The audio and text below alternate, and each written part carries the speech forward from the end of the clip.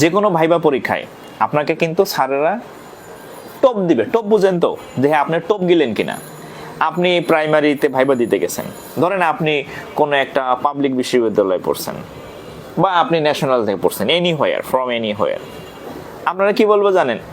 আয় রে, তুমি ভাই এ নাই সুকে, হ্যাঁ তুমি এত ভালো সাবজেক্টে পড়ছো, এত বড় বিশ্ববিদ্যালয়ে পড়ছো, ধর্মিয়া তোমার বিসিএস এ মানায় না, ব্যাংকে মানায়, হ্যাঁ তুমি প্রাইমারি চাকরি তো করবা না ভাই, অযথা তুমি কেন আরেকজনের পোস্ট নষ্ট করতে আইছো, তুমি তো এই চাকরি করবা না ভাই বা বোন, কিছু একটা বললো আপনারে, আপনার মধ্যে তখন হিরোগিরি ঢুকে যাবে। হ্যাঁ জি স্যার, আমি তো আসলে অন্য চাকরির চেষ্টা করতেছি স্যার, হচ্ছে যে প্রাইমারির পাশাপাশি আমি অন্য চাকরি করব।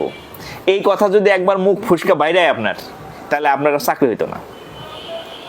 হ্যাঁ, কারণ তারা চায় না এত কষ্ট করে নিয়োগ দেওয়ার পরে, আপনাকে ট্রেনিং দেওয়ার পরে আপনি অন্য চাকরি পেয়ে ফুরুত করে উড়ে গেলেন গা, এটা তারা চায় না। আপনারা ওই যে ওইখানে বললাম না যে ভাইভাতে আপনারা ফেলও দিতে পারে, যে এই তো থাকবে না, এরে পাশ করে লাভ নাই।